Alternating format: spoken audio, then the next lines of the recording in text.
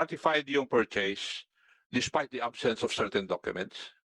Niratify nyo yung purchase na ginawa ninyo samantalang marami pang kulang ng mga dokumento.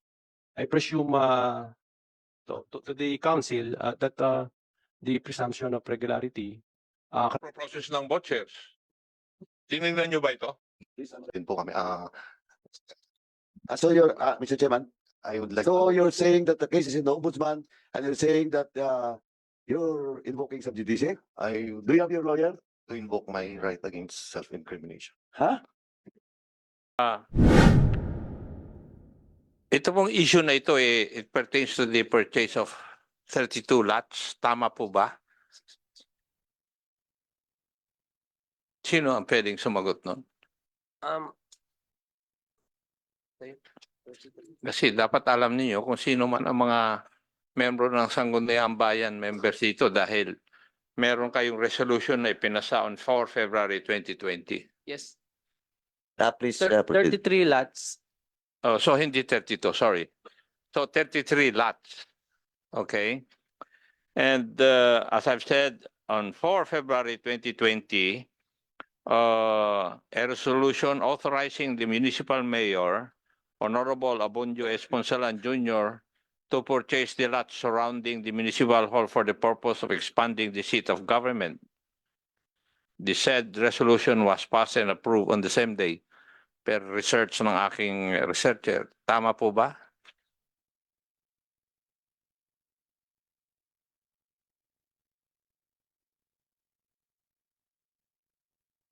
please answer.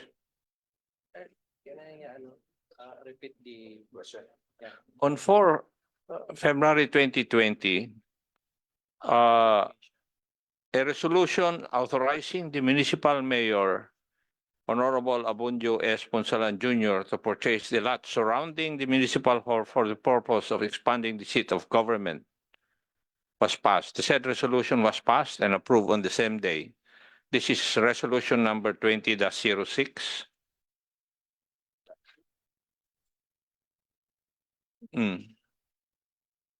Please answer.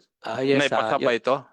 Your Honor, yung February 20, February 4. February 4. February 4 muna. Oh, yung ano po yung giving the authority to negotiate first. No, ang title ng resolution na in-approve ninyo is resolution number 20-06.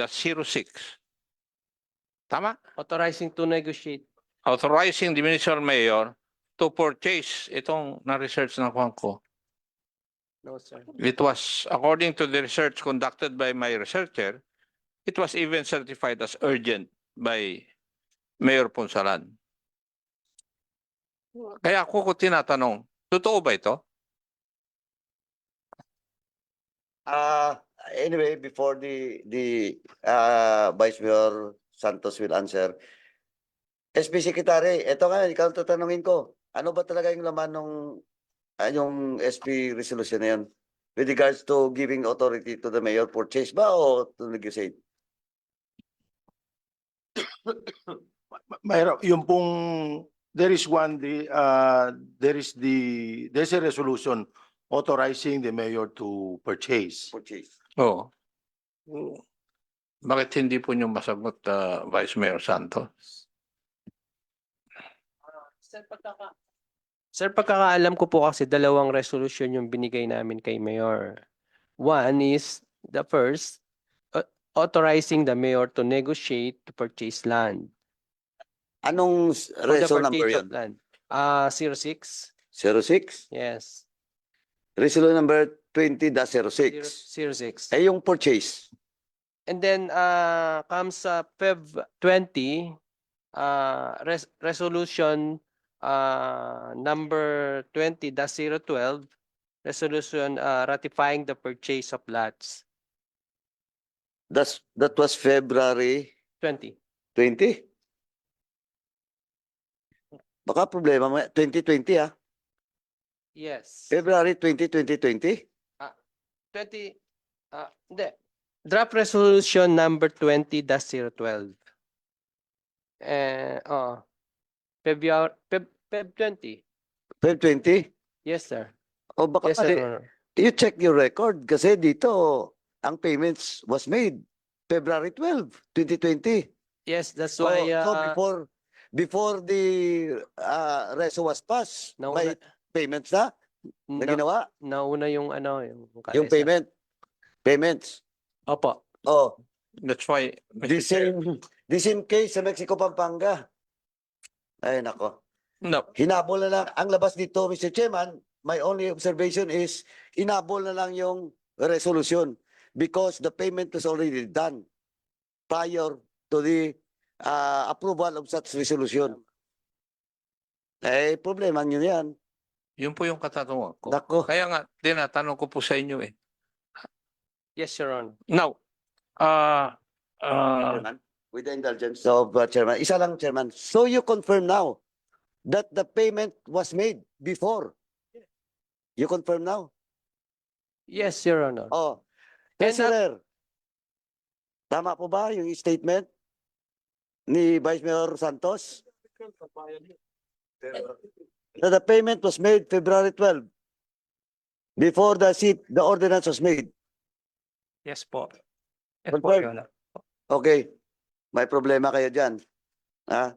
Anyway, Chairman, before I proceed, before Chairman ako will proceed, SB Secretary, please submit to us, to this committee, the pertaining resolution with regards to giving authority to negotiate, giving authority to purchase to the suspended Mayor Ponsalan. Treasurers, Mayor Diray, please submit to this committee. Vice, please direct your secretary, help him to submit those documents being requested by this committee. Ang dami na po yun. Please take note of that. Vice, kasi ikaw rin, mananagot ka rin pag wala. Next hearing, pareho kayo. Now, Treasurer, please submit to this committee. Mayor, please submit to this committee the actual payments, all pertaining documents that with regards to the actual payments of Mayor Ponsalan the time or the municipality of San Simon to a certain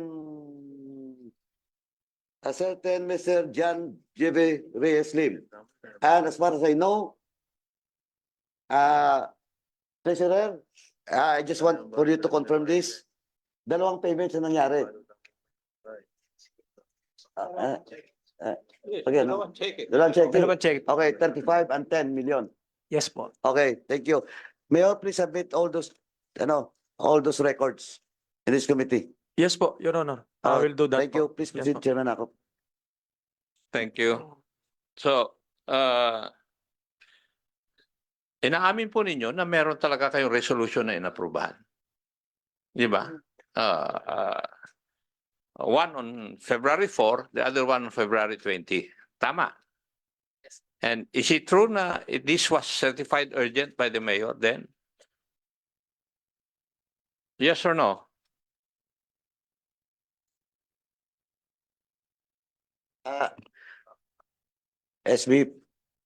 SBC Santos. Vice Mayor Santos, you want to answer? Please proceed. Please. Yes po. Actually, yung isa po regular session and then yung isa naman yung during the ratification, I think it was special session. Saan yung Yung ano? February Pero 20. hindi siya certified urgent. Yung February 20. Yes po. Kasi dalawa yun eh, February Opo. 4 and Yung February Feb 20. 20 special session. Special session. Okay. And that time, I just want to manifest in this hearing, I am the temporary presiding officer. Yes. Mayor Wong, Vice Mayor Wong was absent the time. Mhm. And would it be correct also? Tama po ba na sasabihin ko na yung Sangguniang Bayan ratified yung purchase despite the absence of certain documents? Ni-ratify nyo yung purchase na ginawa ninyo samantalang marami pang kulang ng mga dokumento?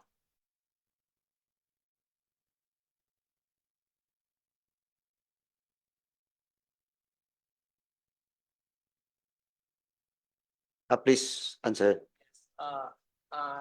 During the ratification, I presume to the council that the presumption of regularity kasi po yun nga meron na pong deed of sale, nagkaroon ng mga siguro siyempre sa mayor's office na po yung naging transaction doon, nagbayaran po sila, merong deed of sale, and then nakita po ng council yung deed of sale, meron pong I think alam niyo po yung kulatilya dun sa deed of sale.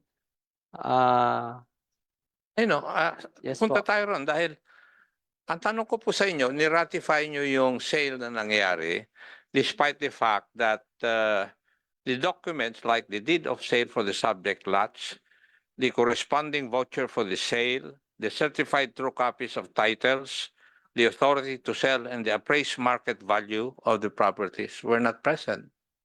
Totoo po ba yun? Nag-rely po yung council. Totoo po ba yun?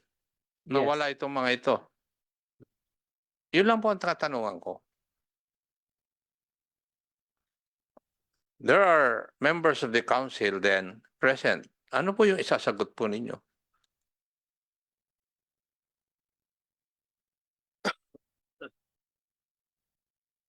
Walang sumasagot eh. Ako po noon, yun nga po, ulit ko, ako po noon ay isang temporary presiding, hindi po ako ng ano. So the regular member.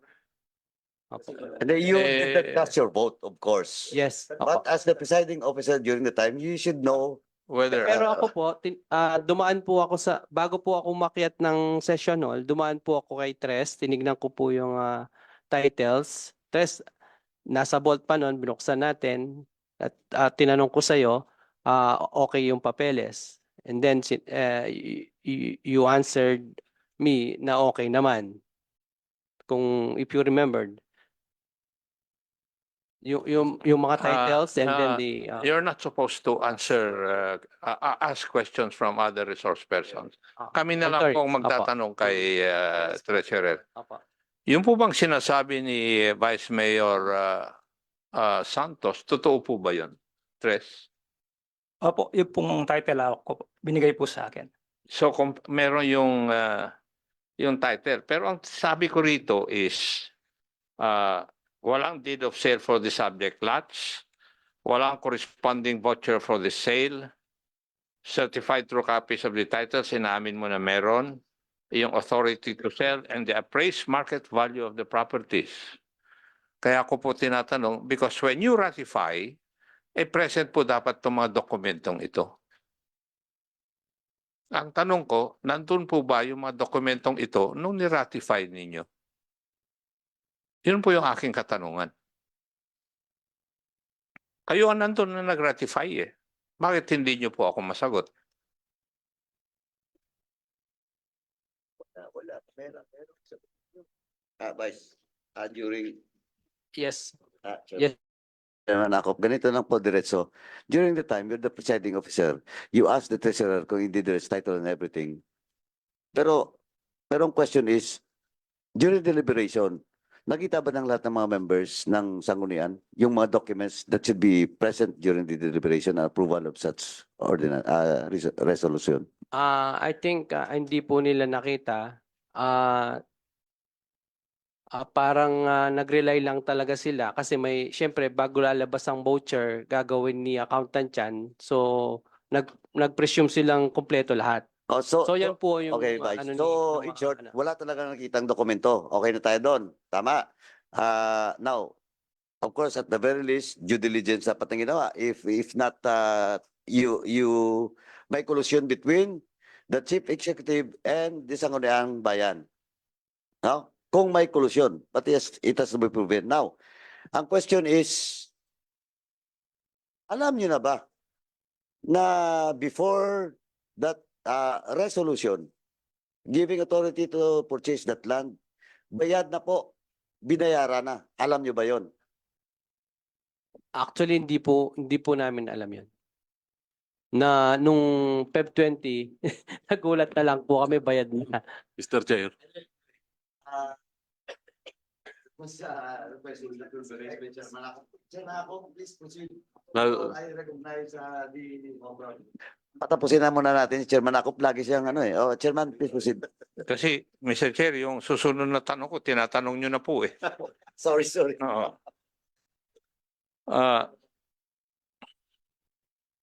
Ah, Vice Mayor, wala pong makikita kung wala yung dokumento, di po ba? Siya, si Vice Mayor Santos, kayo po nagsabi na walang makita, walang nakita, walang pinakita. Pwedeng walang pinakita dahil wala talaga yung dokumento.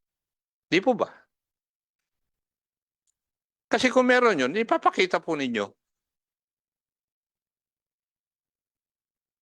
Kasi yun ang magsasabi kung ano iboboto ng mga membro po ninyo.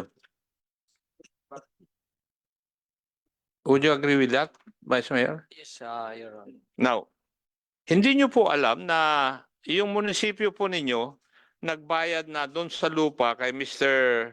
Reyes Lim noong 12 February 2020. Hindi nyo po alam. Hindi po namin alam yun. And the treasurer would testify na nabayaran yung amount ay yung lupa noong 12 February 2020 at saka 13 February 2020 dahil dalawang cheque ang ibinayad. Tama po ba, Mr. Treasurer? Isang cheque na amounting to 35 million, the other one is in the amount of 10 million. Yes Plus. po, Your Honor. Tama. Yes. So, nagbayad ang munisipyo bago nabigyan si Mayor ng authority to purchase. Tama po ba, Vice Mayor? Para pong ganun. Yes. Parang ganon. Opo. Oo.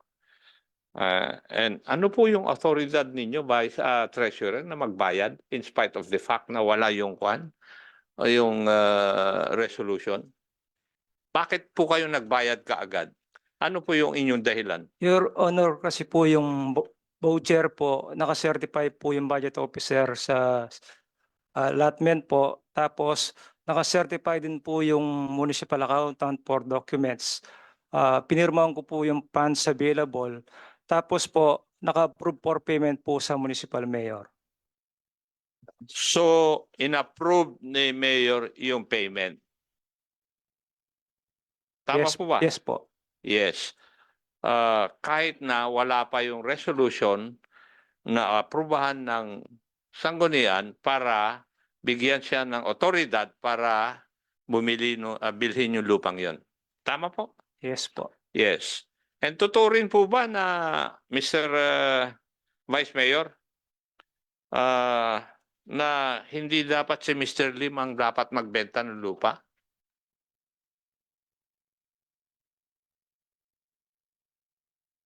Ay. Tama? Is it GN Lim? Si Jan Lim. Jenny Reyes Lim. Ang sabi po kasi sa amin, siya po yung legal Hindi, yung pagkaalam po ninyo, hindi po yung sinabi niya. Sa pagkaalam po ninyo, yun ang tinatanong ko. siya Ang po. tinatanong, Siya po. ang alam nyo na may-ari. Opo, kasi patay na yung tatay niya. Ay, Opo. hindi po ba pag bumibili kayo ng lupa, sino po ba ang dapat mag-perform ng due diligence? Yung bumibili o yung nagbebenta? Sir Vice Mayor, Actually po, hindi ko po under the law, sino ang dapat nag-execute ng due diligence?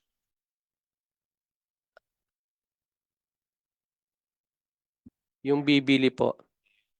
Yung bibili ang gagawa ng due diligence at titignan mo kung yung titulo o yung lupa na binibili mo ay totoo at yung may-ari ay totoong may-ari. Di po ba? Tama po. Yes. Did you do that? Hindi po kasi kami yung... Tinatanong ko po, did you do that? Hindi po. Hindi.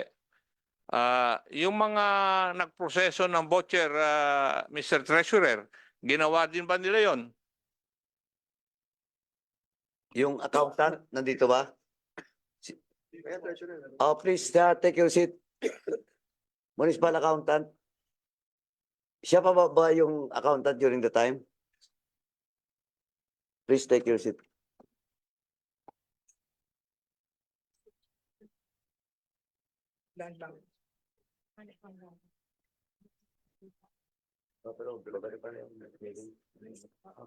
Yung mga ito, na tinignan nyo ba kung totoong yung bumibili o nagbebenta ng lupa ay siya talagang totoong may-ari at binayaran ninyo? Did anybody sa municipal government of San Simon Sino po? exercise due diligence para mabili itong lupang ito? Di sanggunian, wala. Kayo po na nagpo-process ng vouchers. Tinignan nyo ba ito? Please answer. Yes or no? Please take off your hat, your mask.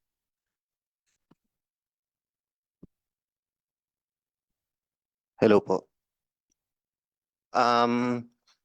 Actually, yung case na to po sir, nasa ombudsman po. So, nasa ombudsman po. So, ano lang din po kami. So you're, Mr. Chairman, I would like so to... you're saying that the case is in the ombudsman and you're saying that you're invoking sub judice? I would Do you have your lawyer? to invoke my right against self-incrimination. Ha? Hindi mo ba narinig yung sinabi ko before the hearing starts? What is incriminating the question raised by Chairman Akop? Sige nga. Sige nga, you explain. What is incriminating to you? Before, you have a case in the ombudsman, you're part of the case? The ombudsman, tama? Okay, now question. What is incriminating to the question of Chairman Akop? That you will answer.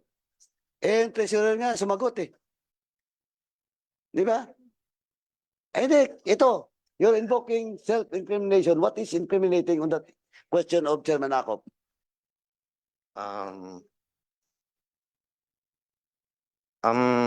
Regarding dun sa, ano po, sa question. So you will answer the question or you will defend your position with regards to self-incrimination? I'll answer. Okay. Please proceed. Thank you. Before you proceed, let me acknowledge the presence. Nagpasabi naman po kami kay Mayor na kulang pa yung mga documents. Thank you.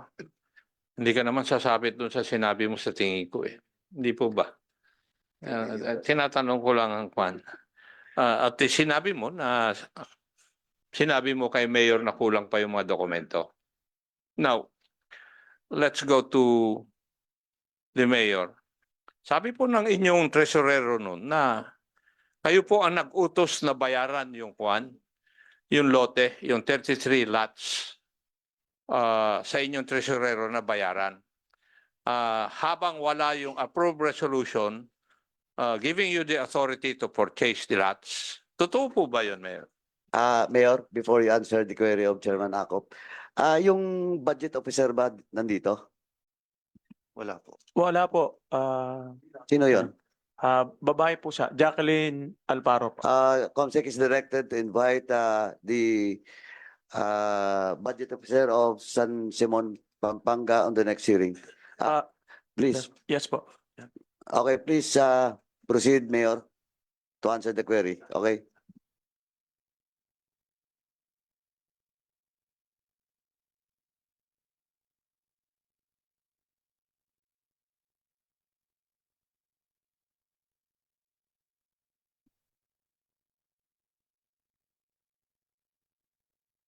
Your Honor, ang sinabi ko po sa ating sa aming treasurer, kung ang mga dokumento ay kompleto na, pwede na po siyang bayaran.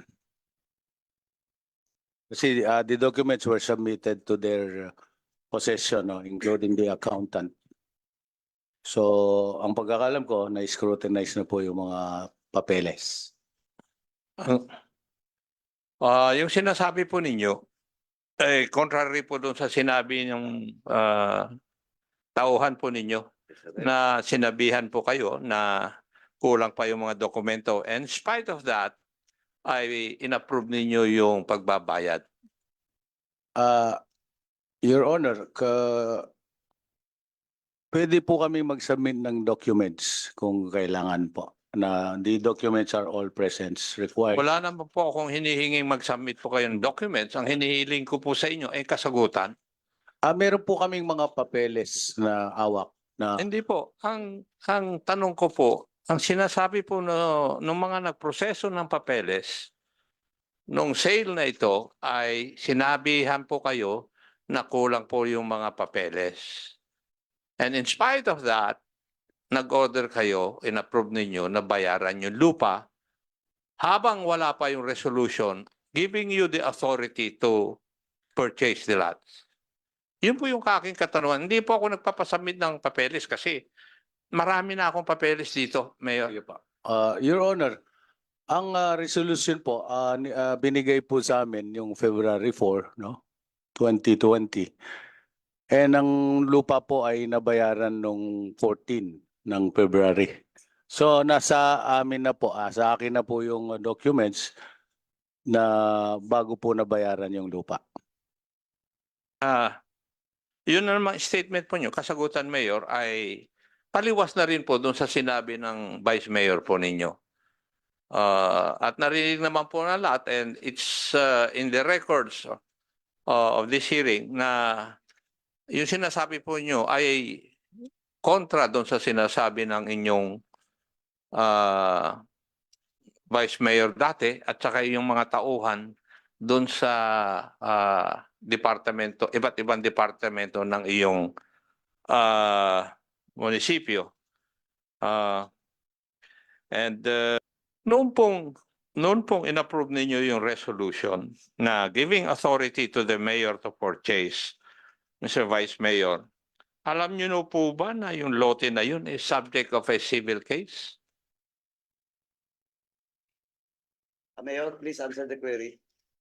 Vice Mayor, please answer Hindi the po. query. Please, off the microphone. Mayor, Consulan, please. Thank you. Hindi niyo po alam dahil yun nga yung sinasabi ko na hindi kayo nag-exercise ng due diligence sa pagbili ng lupa na yon. And it is incumbent upon the buyer of any real property that the buyer should exercise due diligence.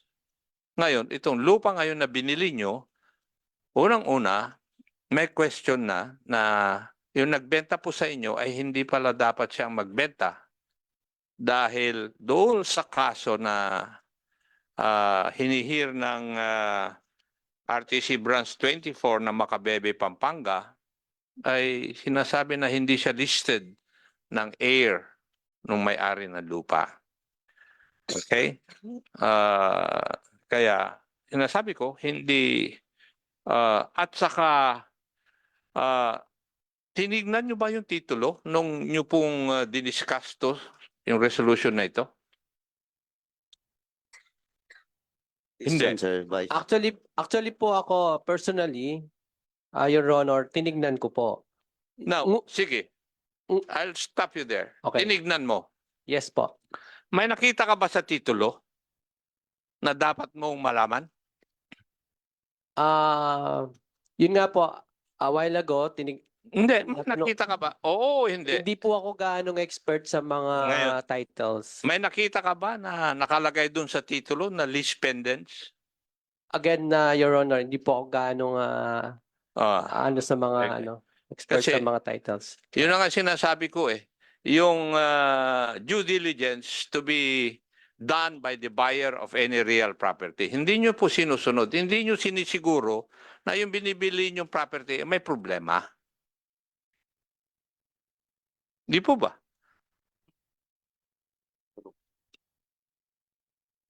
Ngayon, yung nagbenta sa inyo, kung mapapatunayan na hindi siya heir nung totoong may-ari ng lupa, di binili nyo yung lupa at binayaran doon sa hindi totoong may-ari ng lupa.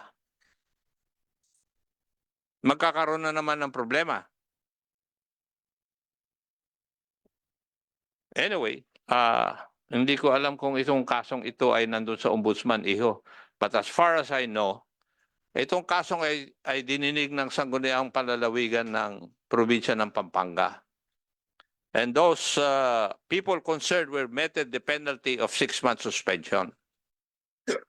Simply because the Sangguniang Panlalawigan of Pampanga cannot give a penalty more than 6 months.